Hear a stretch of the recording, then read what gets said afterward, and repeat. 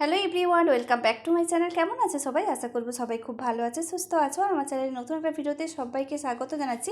বন্ধুরা, আজকে যে রেমেডিটা তোমাদের সঙ্গে শেয়ার করব ভীষণ একটা ইউজফুল, মানে তোমাদের অনেক কাজে লাগবে এই রেমেডিটা। আশা করছি তোমাদের ভিডিওটা অনেক ভালো লাগবে। ভালো লাগলে লাইক কমেন্ট শেয়ার করে দিও। আর চ্যানেলে যদি নতুন হয়ে থাকো তাহলে এই ধরনের ছোটো ছোটো টিপসের ভিডিও পাওয়ার জন্য চ্যানেলটাকে সাবস্ক্রাইব করে যেও। তো দেখো, বাড়ির যে আসবাবপত্র থাকে সেই আসবাবপত্রের উপরে ধুলো ময়লা তো জমতেই থাকে। তো ফ্রিজের ওপরে কতটা নোংরা পড়েছে তোমরা দেখে নিশ্চয়ই বুঝতে পেরেছো। অনেকটা ধুলো ময়লা এগুলো তো জমা হতেই থাকে। আর এগুলোকে পরিষ্কার করার জন্য বাজার থেকে আমরা অনেক ধরনের ক্লিনজার, কলিং এগুলো আমরা কিনে নিয়ে আসি। অনেকগুলো টাকা কিন্তু আমাদের খরচ হয়ে যায়। তোমরা বাড়িতে খুব সহজেই যে মিশ্রণটা বানিয়েছি এটা দিয়েই তোমরা খুব সুন্দরভাবে পরিষ্কার করে নিতে পারবে। তো দেখো, আমি যে মিশ্রণটা বানিয়েছি সেটা একটা স্প্রে বোতলে ভরে নিয়েছি, কারণ স্প্রে বোতলে ভরলে ব্যবহার করতে আমাদের অনেকটা সুবিধা হবে। তো সেই জন্য আমি স্প্রে বোতলে ভরে নিয়েছি। আর সেটাই দেখো, ফ্রিজের সমস্ত জায়গায় আমি হালকা করে একটু স্প্রে করে দিচ্ছি। স্প্রে করে সমস্ত জায়গায় ভিজিয়ে নেওয়ার পরে আমি একটা শুকনো সুতির কাপড় নিয়েছি, আর সেটা দিয়েই এখন আমি মুছে নিচ্ছি। এইভাবে করে মুছে পরিষ্কার করে নিলে পুরোটাই একদম ক্লিন হয়ে যাবে, একদম পরিষ্কার হয়ে যাবে, নতুনের মতন ঝকঝক করবে। তো দেখো বন্ধুরা, খুব বেশি সময় লাগবে না যে মিশ্রণটা লাগিয়ে অনেকক্ষণ পর্যন্ত অপেক্ষা করতে হবে, তেমন কোনো ব্যাপার নয়। জাস্ট একটু মিশ্রণটা স্প্রে করে দিয়ে শুকনো কাপড় দিয়ে তোমরা মুছে নেবে, একদম পরিষ্কার হয়ে যাবে। তো ফ্রিজের যে ডোরটা রয়েছে, ডোরের মধ্যে যে হ্যান্ডেলটা লাগানো আছে, তো এই হ্যান্ডেলের গায়ে দেখো অনেকটা কড়া ময়লা জমা হয়েছে। তো সেইটা খুব সহজে উঠতেও চাইবে না। তো সেই জন্য আমি সেখানে আবারও একটু স্প্রে করে দিলাম। স্প্রে করে দেওয়ার পর দেখো কাপড় দিয়ে একটু মুছে নিচ্ছি, আর সুন্দরভাবে সেই জায়গাটা পরিষ্কার হয়ে গেল। তো যে কোনো কড়া ময়লা বা তেল চিটচিটে ব্যাপার যদি কোথাও হয়ে থাকে, তোমরা এটা দিয়েই খুব সুন্দরভাবে পরিষ্কার করে নিতে পারবে। তো ফ্রিজটা দেখো কত সুন্দরভাবে পরিষ্কার হয়ে গেছে, তো একদম নতুনের মতন ঝকঝক করছে। তো এইভাবে করে তোমরা এই মিশ্রণটা বানিয়ে যদি বাড়িতে রেখে দাও, যে কোনো আসবাবপত্র তোমরা এটা দিয়েই পরিষ্কার করে নিতে পারবে। আমাদের প্রত্যেকের কিন্তু বাড়িতে, সেটা বাথরুমে হতে পারে কিংবা বাথরুমের বাইরে, বাড়ির যে কোনো জায়গায় একটা করে তো ওয়াশ বেসিন আছেই। আর সেই ওয়াশ বেসিনের উপরে একটা আয়না বসানো আছে। তো সেই আয়নাটায় জল ছিটকে ছিটকে পড়ে, তো সেই কারণে জলের একটা দাগ বসে যায়। দেখে নিশ্চয়ই তোমরা বুঝতে পেরেছো কতটা দাগ বসেছে। তো অল্প পরিমাণেই দাগ বসেছে, যেহেতু আমি বেশ কিছুদিন আগে পরিষ্কার করেছিলাম অল্প কিছুদিন আগে। তো তারপরে দেখো, যেইটুকু দাগ আছে তার উপরে আমি এই মিশ্রণটা স্প্রে করে দিলাম। স্প্রে করে দেওয়ার পরেই আমি একটা শুকনো কাপড় দিয়ে ব্যাস মুছে নিচ্ছি। এইভাবে করলে তো যে কোনো ময়লা তোমরা খুব সহজেই পরিষ্কার করে নিতে পারবে। তো শুধু ওয়াশ বেসিনের সামনে যে আয়নাটা বসানো রয়েছে সেটা নয়, তোমরা চাইলে তোমাদের ড্রেসিং আয়নার মধ্যে যে কাঁচটা লাগানো আছে সেই কাঁচও তোমরা পরিষ্কার করতে পারো, বা সেন্টার টেবিল, যে কোনো কাঁচের আসবাবপত্র তোমরা এটা দিয়েই খুব সুন্দরভাবে পরিষ্কার করে নিতে পারো। তো দেখো কতটা কাঁচটা পরিষ্কার হয়ে গেছে, দেখে নিশ্চয়ই তোমরা বুঝতে পেরেছো। তারপর দেখো, আমাদের প্রত্যেকের রান্নাঘরে গ্যাস ওভেনের পেছনে যে দেওয়ালটা রয়েছে, এই দেওয়ালের মধ্যে একটা তেল চিটচিটে ব্যাপার হয়ে যায়, যেহেতু আমরা এখানে রান্না করি।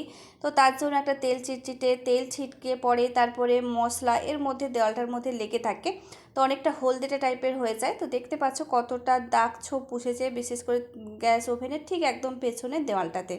তো তার জন্য এই যে রেমেডিটা বানিয়েছি, তো এটাই একটু স্প্রে করে দিলেই একদম চুটকিতে পরিষ্কার হয়ে যাবে।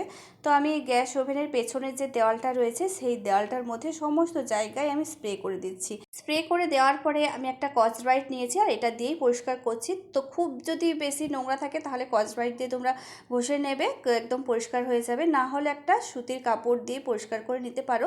তো আমি এখানে একটা স্কচ ব্রাইট দিয়ে হালকা করে একটু ঘষে নিচ্ছি। তো একদম দেখো চুটকিতেই পরিষ্কার হয়ে যাবে। কতটা পরিষ্কার হয়ে গেছে তোমাদেরকে আমি দেখিয়ে দেবো।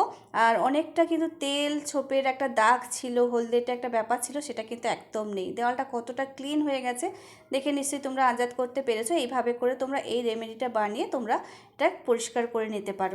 কীভাবে এই রেমেডিটা বানিয়েছি সেটাই এখন আমি তোমাদের সঙ্গে শেয়ার করছি। তো আমি এখানে ভিনিগার নিয়েছি।